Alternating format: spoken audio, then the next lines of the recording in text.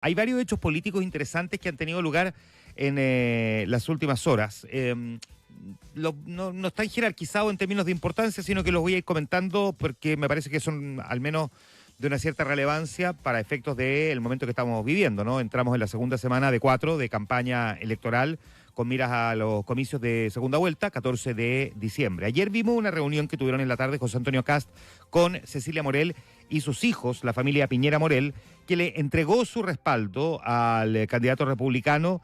Una reunión en la que Magdalena Piñera dijo que el apoyo de su familia Kast se funda en que el adversario político es una candidata del Partido Comunista. Nosotros estamos súper claros y convencidos. Sabemos que el comunismo no ha traído ni progreso ni democracia a ninguno de los países en los cuales ha estado. Así es que hoy estamos por convicción apoyando a José Antonio Kast y esperamos que gane, esperamos que le vaya muy bien en el gobierno, porque si le va bien en el gobierno, le va a ir bien a todos los chilenos, porque habrá crecimiento, porque habrá empleo, porque va a mejorar la calidad de la educación y sobre todo la escolar inicial, porque va a haber más seguridad, que es una de las grandes banderas que él ha tomado en la lucha contra el narcotráfico. Kast valoró la experiencia de la familia al acompañar al exmandatario en 2 administraciones en La Moneda y dijo: hay una experiencia acumulada como primera dama, también como hijos que acompañaron a su padre, y es una vivencia más allá de lo político, poder conocer también una experiencia como primera dama acompañando a un presidente que hoy en día las personas extrañan mucho y que va creciendo en su figura. Podemos haber tenido diferencias, sí, pero claramente la historia va ocupando su espacio y va destacando a quienes se jugaron por la patria, y no solamente lo hizo el presidente, sino que también su familia. Esto es bien interesante porque José Antonio Kast fue un acérrimo adversario de Sebastián Piñera. Aquí no hay que equivocarse ni poner las cosas de forma lineal, no, los de la derecha en un lado, los de la izquierda en el otro. José Antonio Kast fue un duro crítico del presidente Sebastián Piñera. Probablemente ese fuego amigo menos esperado que el evidente que provenía de las filas contrarias cuando la izquierda era oposición, especialmente en el segundo gobierno del presidente Piñera.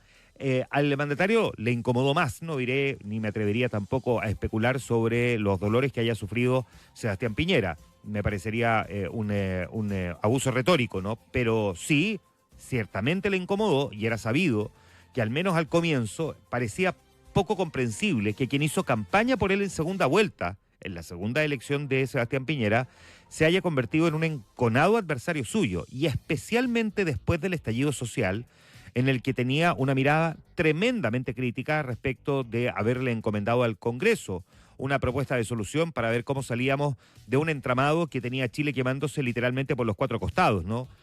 Y que finalmente derivó en la propuesta de escribir una nueva constitución con 2 plebiscitos. ¿Se acuerdan ustedes del plebiscito de entrada? ¿Y quién debía además escribir la constitución? Bueno, a partir de ahí José Antonio Kast particularmente redobló sus críticas hacia el mandatario y fue muy, muy crítico. Ahora bien, dicho eso, evidentemente que en política parte de esas heridas o diferencias pueden ser subsanadas.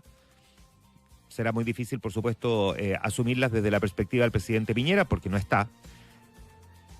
Pero si Piñera pudo con más cercanos suyos, con quienes además vivió una evidente, digamos, enemistad, como fue el caso de Evelyn Matei, no solo Evelyn Matei, sino que recordemos también Pablo Longueira, porque mucho se comenta de la gran pelea que tuvo Sebastián Piñera con Evelyn Matei a propósito del caso Kioto, pero recordemos que con Pablo Longueira tuvo una quizás todavía más marcada en lo profundo, quizás menos publicitaria, aunque también fue bastante, digamos, comentada, a partir del caso Spinac, y cómo ambos, Longueira en la UDI y Piñera en Renovación Nacional, encabezaban cada uno sus partidos, y esto provocó una enorme enemistad entre los dos. Piñera además como sorpresivo candidato que irrumpió cuando Joaquín Lavín competía y competía con Bachelet, y terminó siendo Sebastián Piñera el que pasó a segunda vuelta enfrentando a Michelle Bachelet. Ganó Michelle Bachelet esa elección presidencial.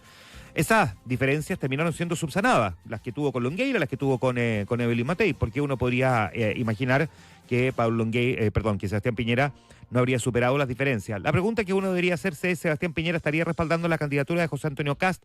Y siempre es muy difícil hablar a nombre de los muertos, pero probablemente, si es que uno sigue la trayectoria política del expresidente, no hay mucho espacio a la duda. Y Y aquí habrá que decir otra cosa, porque ayer también surgieron hartas críticas respecto de la conveniencia de José Antonio Kast de ir a buscar el apoyo de la familia Piñera Morel y sus declaraciones de buena crianza. ¿Por qué no creer las declaraciones de José Antonio Kast desde la izquierda, digo, que son los más críticos respecto de esto, y en cambio sí creer las del presidente Gabriel Boric cuando murió el exmandatario, en el que también tuvo sentidas palabras para el presidente? La política tiene mucho de eso, ¿no? A veces medio de parafernalia, a veces de ataques bien enconados, pero muchas veces también tiene harto de la cachetada del payaso, que son bien sonoras pero poco dolorosas, y que en el fondo tienen más bien que ver con una cuestión del espectáculo, de la retórica, de lo que se le quiere expresar a la opinión pública, más que en el sentido más profundo de esa diferencia. Bueno, esa diferencia, si es que alguien pensaba que existía, quedó bastante subsanada ayer en la reunión que tuvo José Antonio Kast con la familia del expresidente Sebastián Piñera. Y se van articulando de esta forma entonces los respaldos en uno y otro sentido. Ayer vimos una reunión que tuvo José Antonio Kast también con demócratas. Nadie podría considerar que Demócrata es un partido de centro-izquierda. Yo creo que si tenemos que ubicarlo en el eje izquierda-derecha, queda por supuesto en la centro-derecha. Y a pesar de que hubo quienes desde el Partido Demócratas han planteado, y dudo que vayan a cambiar en el corto plazo de opinión, de que ellos no forman parte de un eventual gobierno de José Antonio Kast, de todas formas, esto también va configurando, va dibujando, por decirlo así, el cómo se está desarrollando este escenario previo a la segunda vuelta presidencial. Aquí habría que agregar otra cosa más. Ayer hubo críticas de vuelta, ¿no? Desde el comando de Janet Jara, después de una intensidad del fin de semana de publicaciones y también de discursos cuestionando al candidato republicano por no haber participado de un debate o no haber confirmado su participación en un debate, que el mismo candidato había dicho que no lo había confirmado.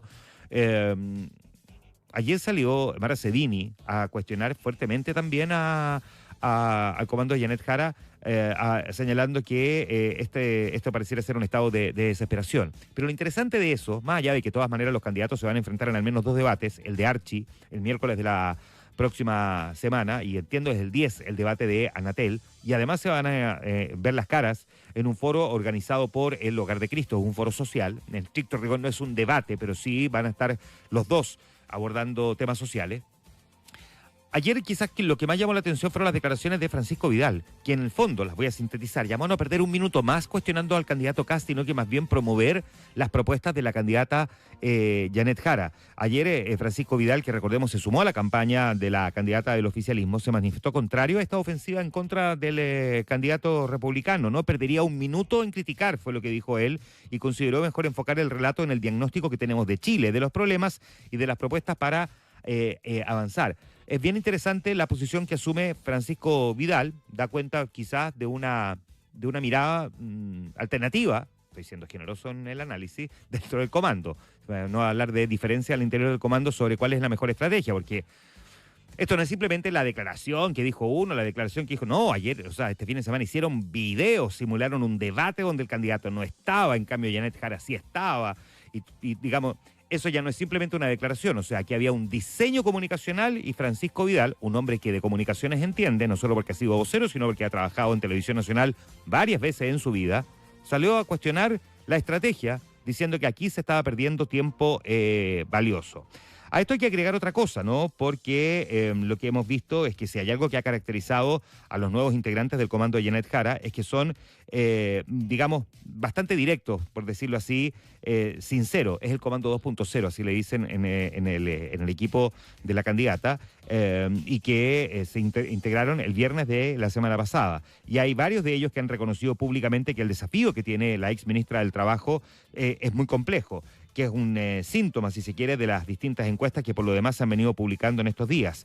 El gobernador de Los Ríos, Luis Cobertino, que dijo a la radio Bío Bío, es un escenario electoral muy complejo, muy difícil de superar, pero siempre hay dosis de esperanza para poder revertir una situación electoralmente compleja. Él es socialista, encargado del comando en la región que él administra, la región de Los Ríos.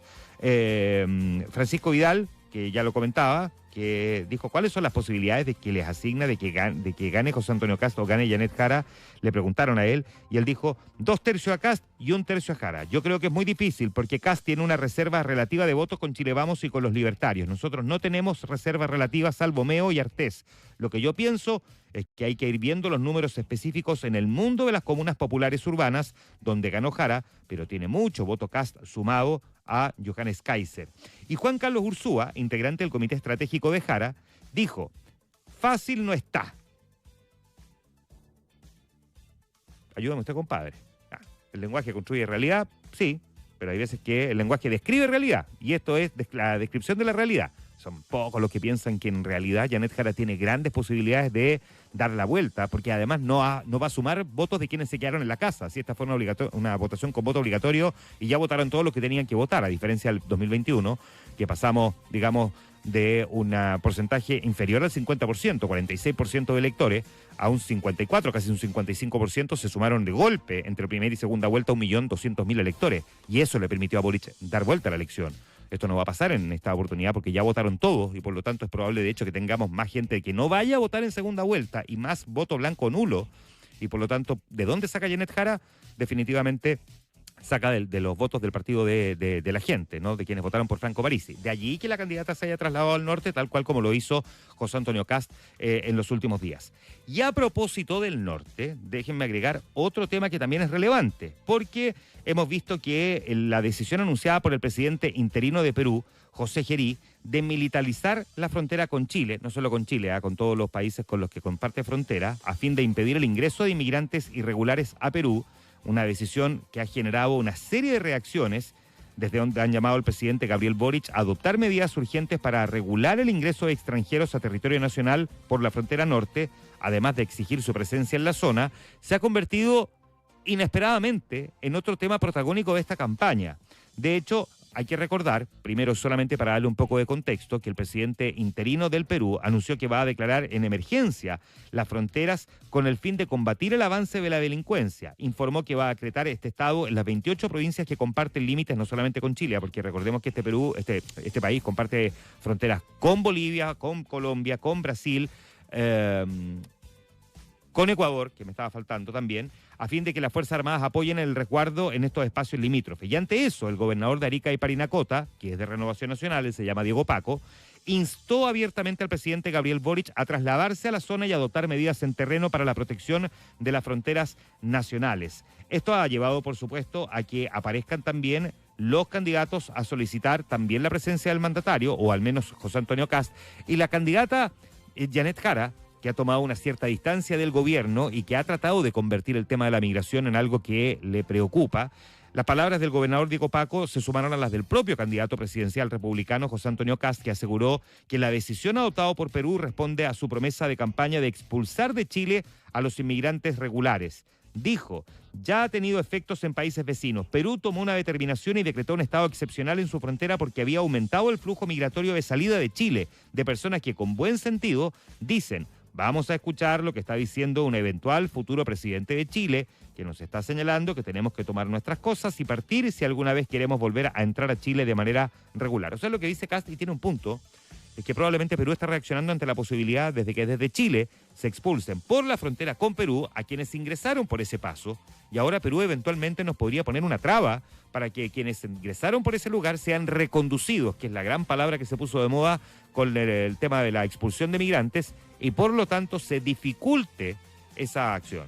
Militarizada la frontera en un lado, habrá que militarizar la frontera por el otro. Bueno, eso es parte del debate y de la discusión que quedó instalado a partir de la resolución adoptada por el presidente interino del Perú.